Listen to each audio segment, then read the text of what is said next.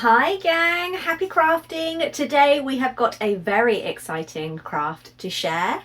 If you've ever wanted to make your own DIY Christmas gifts but didn't want them to look handmade but instead a little bit fancy, join me whilst I show you 3 different options that your recipient is sure to love. Let's jump in.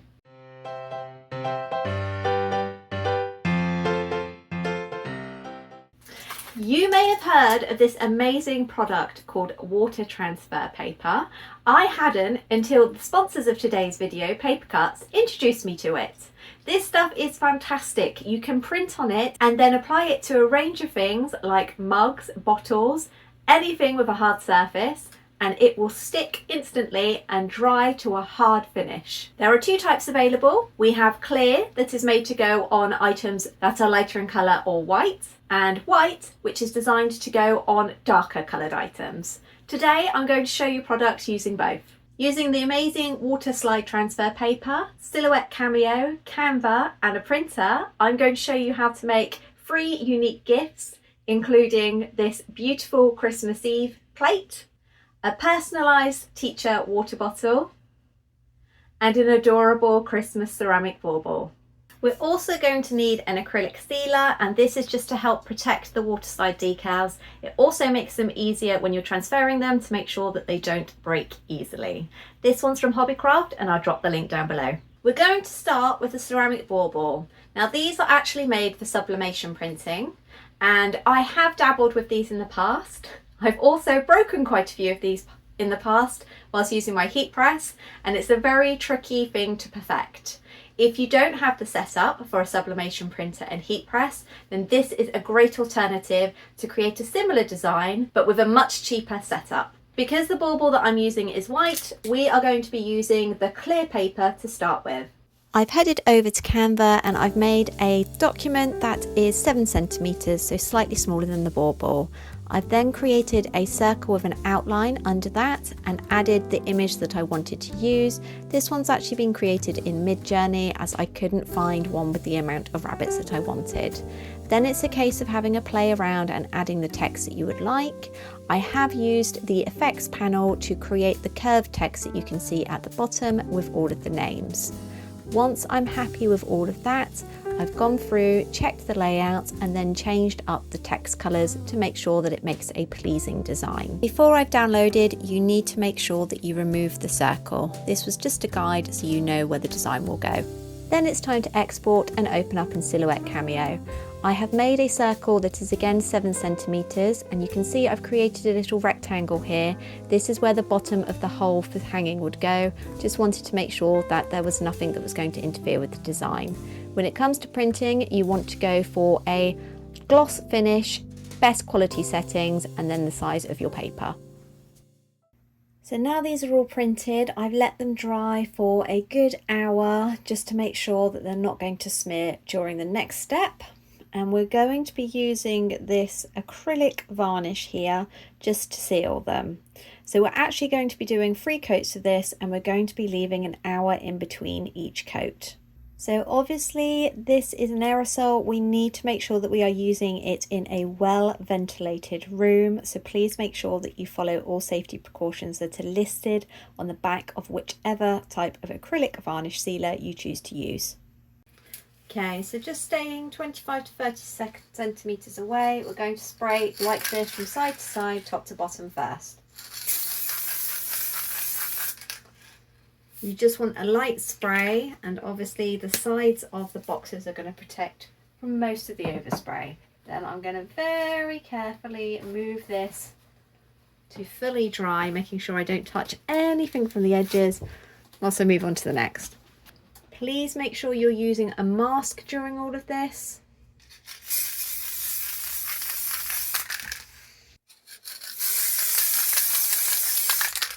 And it's even better if you can do it outside.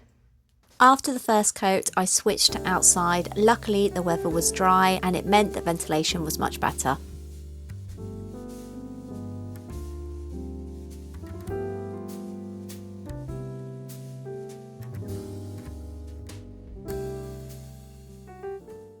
So it's exactly the same process for either the white or the clear transfer paper. Once you have sealed it with acrylic 3 times and it is 100% dry, it's time to load it into the Silhouette Cameo so that we can pick up the registration marks and cut our design. You'll need to have a little play with the settings on your cutting machine. Mine, however, worked for the same cuttings I used for my 160 GSM, which is a force of 26, a speed of 5 if I'm cutting a simple shape like a circle. Obviously, I'm going to slow that down for the Christmas Eve plates as there's some intricate curves on there, and a blade depth of 2. I'm always going to keep overcut on as well, and for this I'm going to cut twice.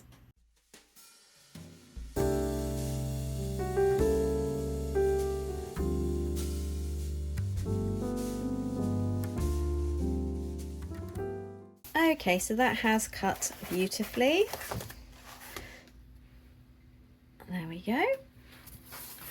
I could have probably eased up on the force slightly, but this blade's a bit older, so it's always touch and go. It's really important before we apply the transfer decal that we make sure that whatever we're applying it to is completely clean and free of any grease. So I'm going to be using isopropyl alcohol. I use this a lot for decontamination purposes when I am back from dental nursing, to wipe down things such as my smartwatch. It's silicone based, so it just makes sure that all of the germs are completely killed. It's also good for screen cleaning as well. You can get it from Amazon. I'm going to put it there to dry. Okay, so I'm going to pop this in, and it should be design side up, and then you want to put it in. It will curl. Just use your fingers to gently manipulate the edges so that it is completely submerged in the water. Whilst that's doing that, I am going to bring over my bauble, and I'm going to obviously make sure that it is facing upwards. Make sure that you can see on camera as well. And there we go. Now we're just waiting for the backing to separate, so I'm just going to test. The last one took about 60 seconds. It's trial and error. Now I can just see this corner here is starting to lift. So I'm just going to test if all of it's ready to come off the backing yet, or if it just needs a little bit longer. Obviously you don't want to submerge it for too long, but you also don't want to force it. So it's now coming off. And I'm going to just manipulate this here. You want to make sure that all the edges aren't curled up. Like this one, I can feel is slightly under where it should be. So I'm just going to carefully, very carefully manipulate it back into place. So the way it slides around there is great, because it just allows you to make sure that everything is straight and in place before it dries. Okay, so I've got a bubble here which I'm going to try and work out. So if you have bubbles, always work from the center to the edge. Okay, so once you're happy with the layout and everything, we need to apply some paper towel just on the top to try and take the excess water out. Try not to smush it around as you're doing that. You want to be patting, not rubbing. Okay, now it says that you can put these in the oven to dry them. However, I'm not keen to do that. I am going to use the other alternative that it suggests, which is a hairdryer.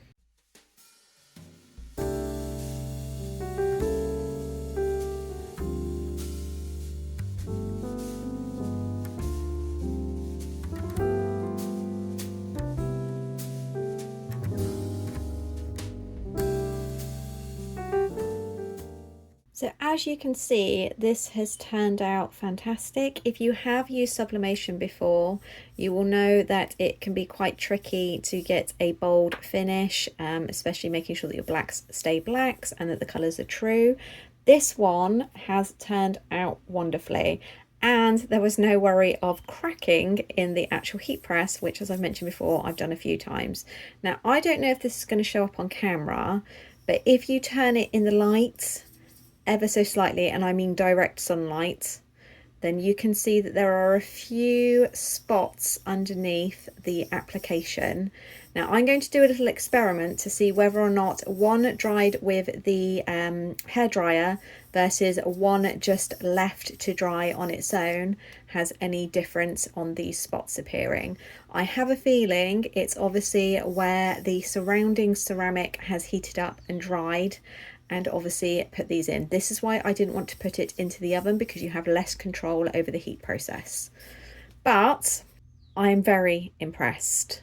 As I said, these are only visible if you put them in certain directions. I don't even think that it's showing up on camera, and flat on a tree, it is not going to be visible whatsoever. And to be honest, they look like tiny little snowflakes, so it kind of adds to the effect anyway. But let's try with another one, and then at the end I'll compare them side by side. I've measured my bottle and made a Canva document that is slightly bigger than the sticker that I want. Then I've gone through the elements and had a look at things that I think would look good on the design. So you can see I'm now having a play around here until I'm happy with the general design. And then I've decided to delete some of the elements, move others, and extend the background flag. Once I have the book, I'm going to add a name onto it for the teacher and then export into Silhouette. Once it's been exported, I'm going to trace round and make sure that it is just the outline. You can see that I've ungrouped here and deleted all of the little extra bits that I'm not going to want to cut out. Then I've created an offset so that it won't be too close to the actual sticker when it's cut, and it will be a much cleaner finish. Once I'm happy with that, I put a few onto the sheet, and then I followed the same printing as last time. So that's high quality and a gloss finish, and this time it's on A4.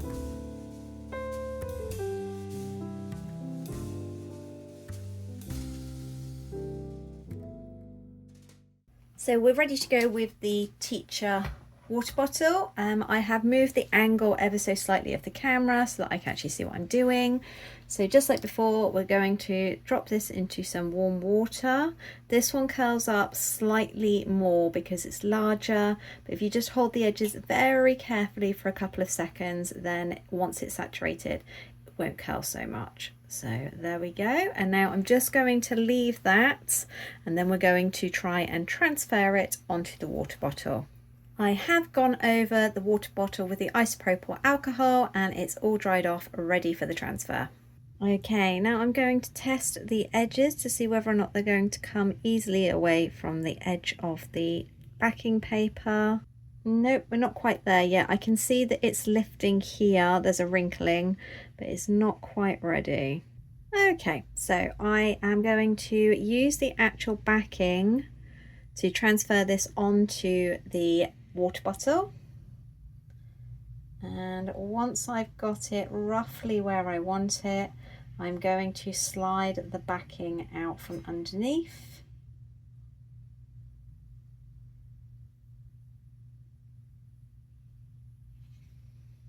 And there we go. Whilst it's still wet, I am going to smooth down the edges and make sure there are no bubbles left underneath. So obviously the great thing about this is that you can slide it around, position it exactly where you need it.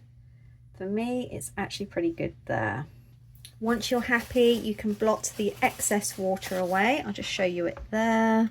So I've gone round and made sure that this is gripping really well to the water bottle, that everything is secured, and that there are no ridges left or bubbles trapped underneath. So again, you want to apply pressure. You don't want to be rubbing, as this will damage the decal.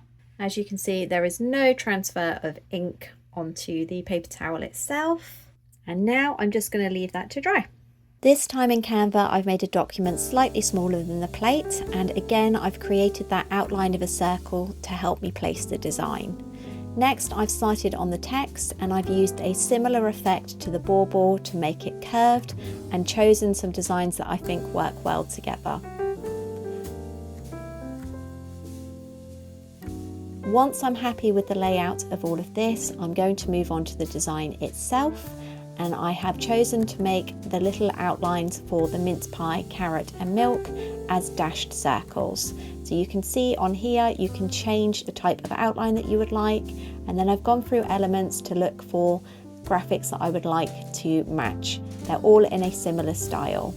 Once I've created all of that, I've made some embellishments such as holly and stars, and you can see the final design here with a cute little poem and then a little text at the bottom. I've gone through and traced every single element and added an offcut with it.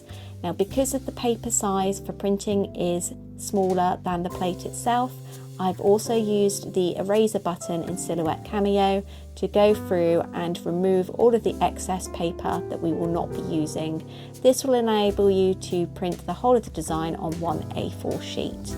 It's really important when you're doing the text that you've created the outline and made sure that any of the extra elements, such as inside letters H or D, have been removed. Once I've put these all on, I'm ready to print, and it's going to be the same settings as last time, so high quality, A4 and gloss.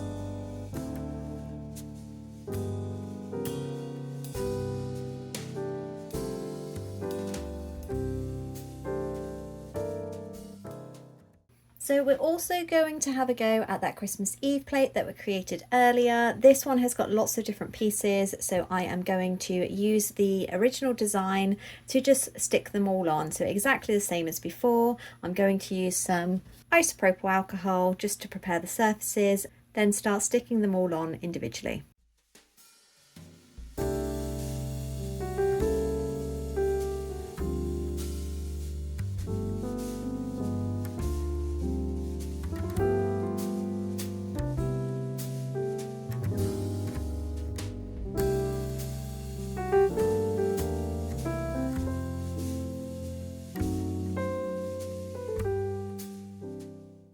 This plate has turned out amazing. I am sure that you have seen these in the shops, but the difference is if you make it at home, you can obviously personalize it with a name.